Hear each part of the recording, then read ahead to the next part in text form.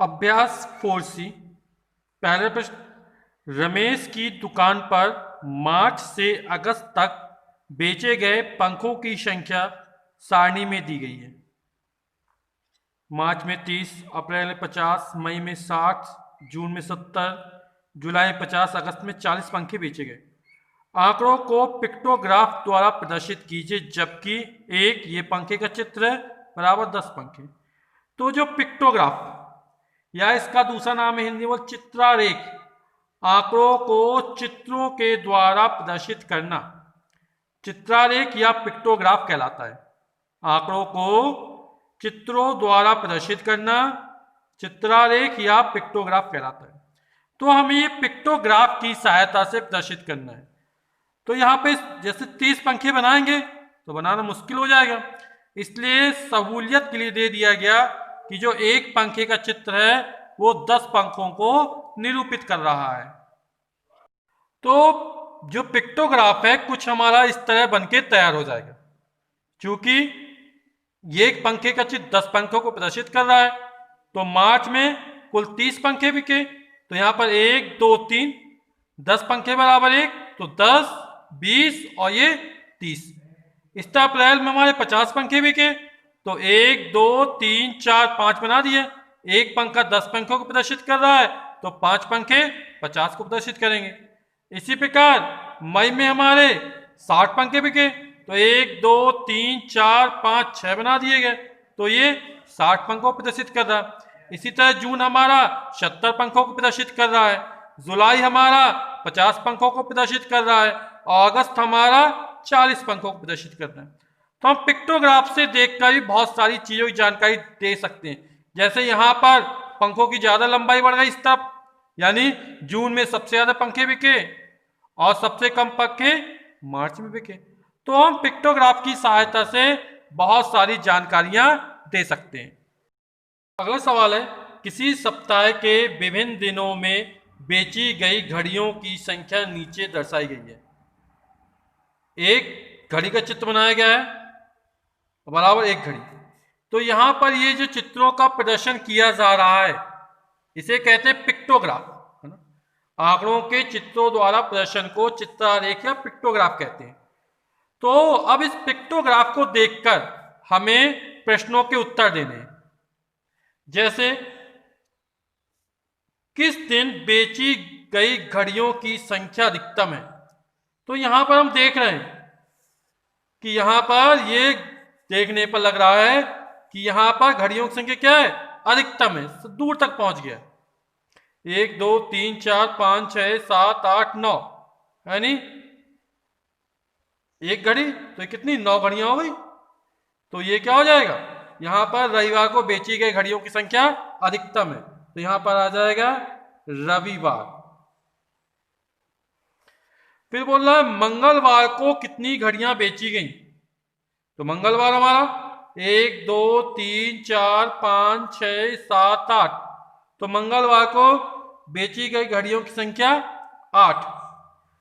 पूरे सप्ताह में कुल कितनी घड़ियां बेची गई, तो पूरे सप्ताह में निकालना।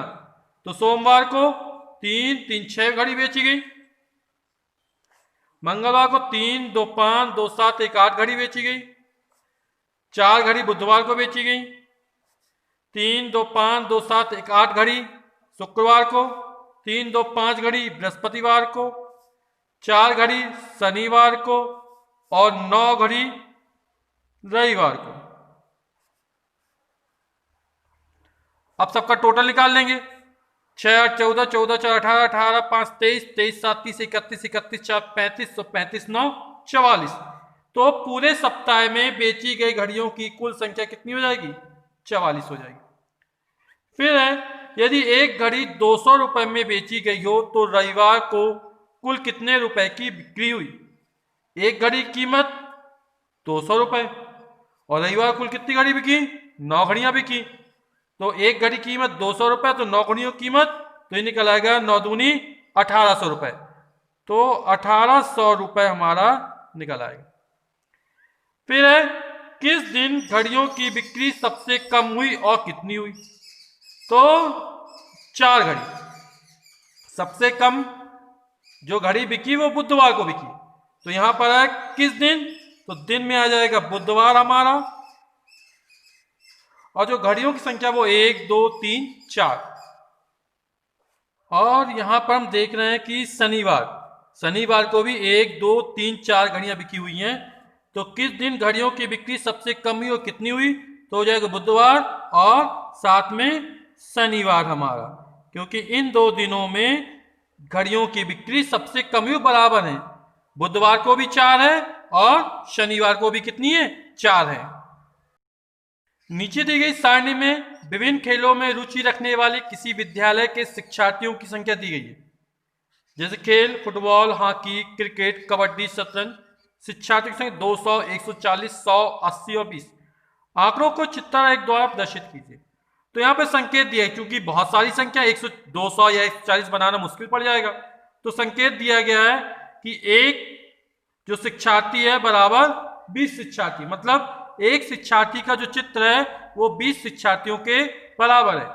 तो यहाँ पर 200 है, तो 200 में 20 का भाग दे देंगे तो 10, यानी हमें 10 शिक्षार्थियों के चित्र फुटबॉल में बनाने पड़ेंगे। हॉकी में 140 में 20 का भाग है, 2 सत्ते 14, तो यहाँ पर 7 शिक्षार्थियों के बनेंगे, यहाँ पर 10 बनेंगे, यहाँ पर 20 पंचे 100 5, 20 चौक 80 4 और शतरंज में 1।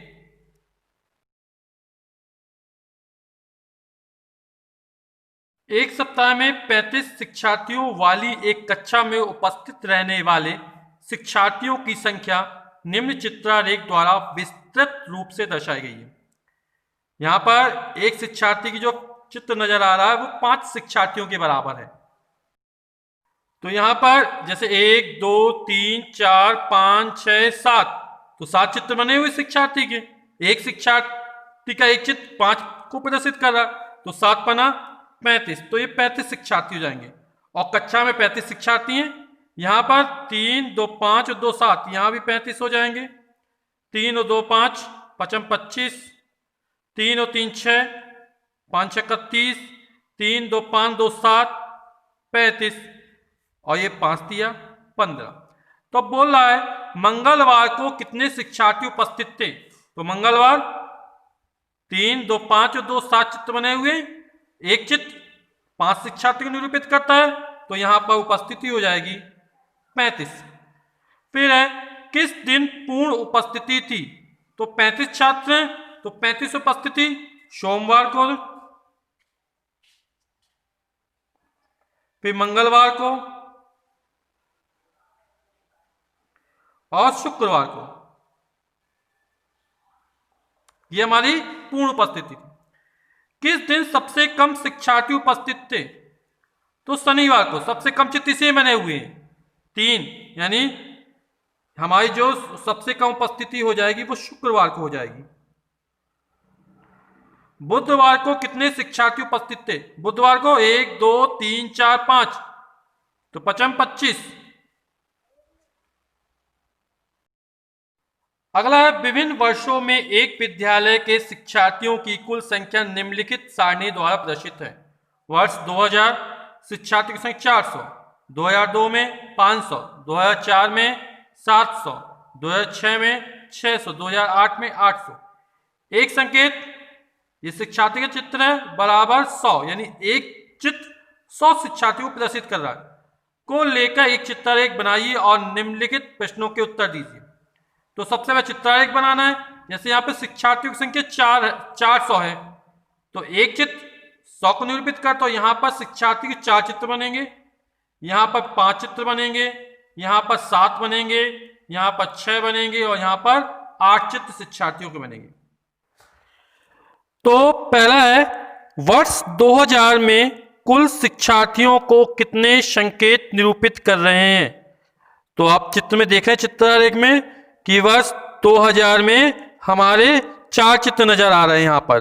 तो यहाँ पर जो शिक्षार्थियों के चित्र वो कितने हैं, 4 है। फिर सेकंड में वर्ष 2006 में कुल शिक्षार्थियों के लिए कितने संकेत प्रयुक्त हुए, तो 2006 में 1 2 3 4 5 6, तो 2006 में कुल 6 संकेत प्रदर्शित हुए। संकेत मतलब जो शिक्षार्थियों का फोटो है वो कुल कितने हैं, 6 हैं। फिर यदि एक संकेत ये चित्र बराबर 50 शिक्षार्थी निरूपित करता है तो एक अंक चित्र एक बनाइए। तो जब एक चित्र एक 50 को निरूपित करेगा तो यहां पर 50 का भाग देंगे 400 में, तो 5 अट्ठे 40, यहां पे 4 की जगह 8 चित्र बनेंगे, 5 की जगह 10 चित्र बनेंगे, 7 की जगह 14 चित्र बनेंगे, 6 की जगह 12 चित्र बनेंगे और 8 की जगह 16 चित्र बनेंगे।